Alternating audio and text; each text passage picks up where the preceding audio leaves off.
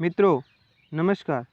मैं राजकुमार आप सभी का आपके अपने YouTube channel first rank study में स्वागत करता हूं।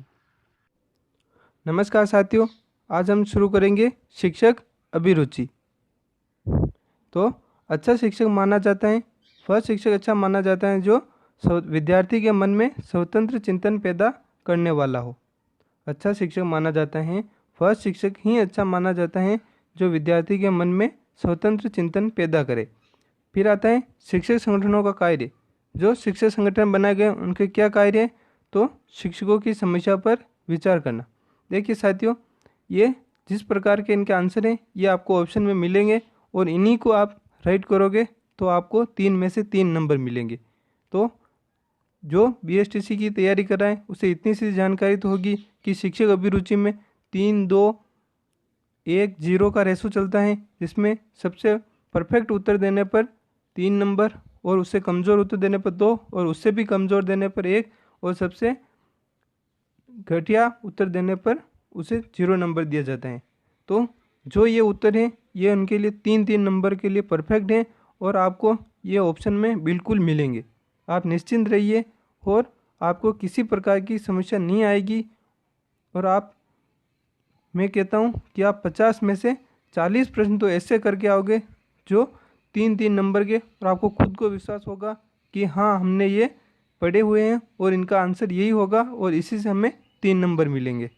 तो आगे चलते हैं साथियों हम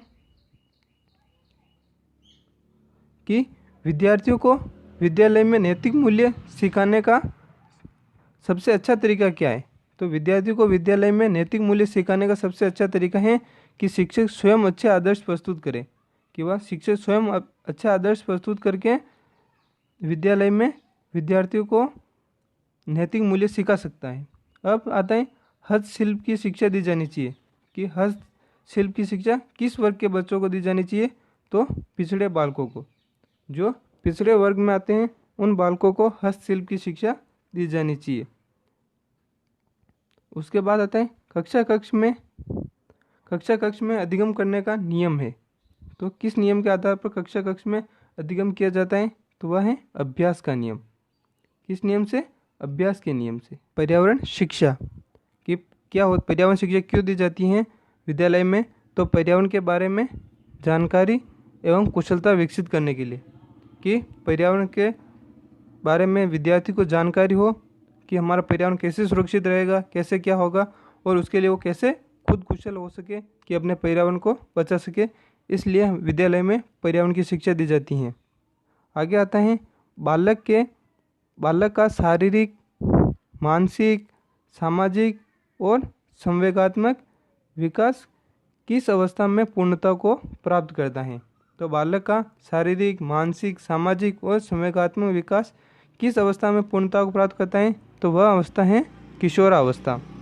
कि किशोरावस्था में बालक का शारीरिक, मानसिक, सामाजिक और संवेगात्मक विकास पूर्णता को प्राप्त करता है। आगे आता है यदि बालक का सामाजिकरण ना हो तो वह, यदि किसी बालक का सामाजिकरण ना हो तो वह बालक कुसामाजिक कहलाता है। जिस बालक का सामाजिकरण नहीं होता है वह बालक कुसामाजिक कहलाता है। उसके बाद आता है अधिगम प्रक्रिया में किसकी भूमिका सर्वोपरि होती है? तो अधिगम प्रक्रिया में, अधिगम का अर्थ होता है सीखना। कि सिखाने की प्रक्रिया में किसकी भूमिका सर्वोपरि होती है? तो वह होती है शिक्षक की। तो शिक्षक की भूमिका ही सर्वोपरि होती है। तो साथियों, आप एक शिक्षक बनने जा रहे हो और उसमें इस बात का विशेष ध्यान रखना कि आपको हर प्रश्न का उत्तर सकारात्मक सोच देना है। कि आप अपने मन में क्या सोचते हो और उसका अपनी सोच से नहीं देना है, पॉजिटिव सोचना है।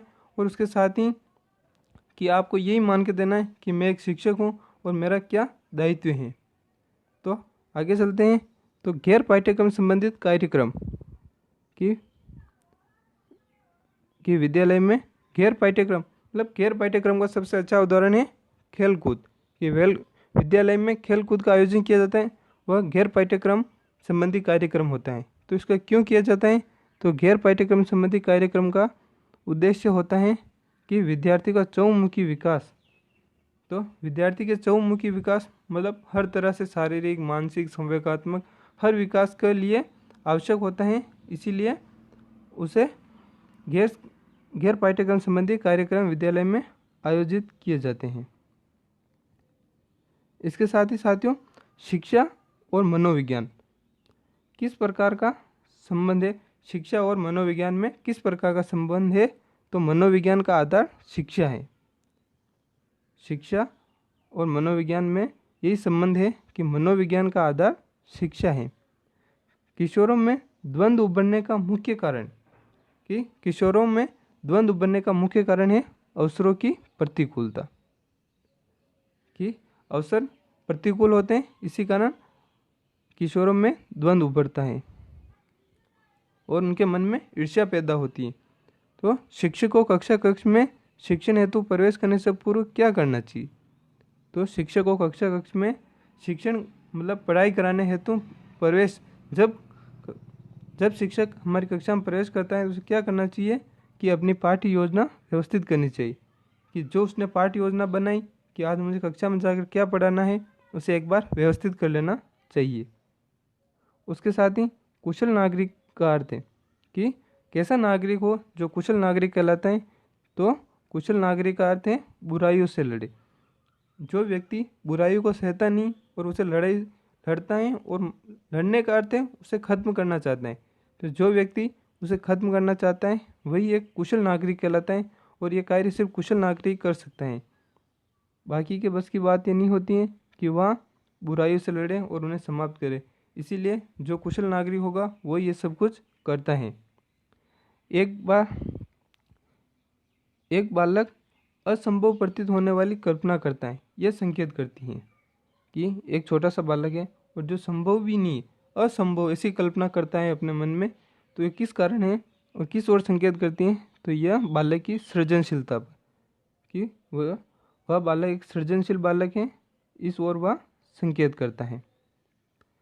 इन बालकों को समाज से जोड़ने के लिए क्या करना चाहिए? जो अकेले रहना पसंद करते हैं, कि जो बालक एकांत प्रिय हो, वह किसी से बात नहीं करते हैं और सबसे अलग जाके बैठते हैं, अलग रहना पसंद करते हैं, उनके लिए क्या करना चाहिए? तो शिक्षक को चाहिए कि वह बालकों में वांछित सामाजिक गुणों का विकास करना। कि वांछनीय का मतलब है कि जो उसमें गुण नहीं है, सामाजिकरण के गुण नहीं है, वह समाज के साथ नहीं जुड़ पा रहा है, तो ऐसे गुणों का विकास करना जो उसे समाज से जोड़ सके, वह एकांत प्रिय न रहकर सबके साथ घुल मिलकर रहे।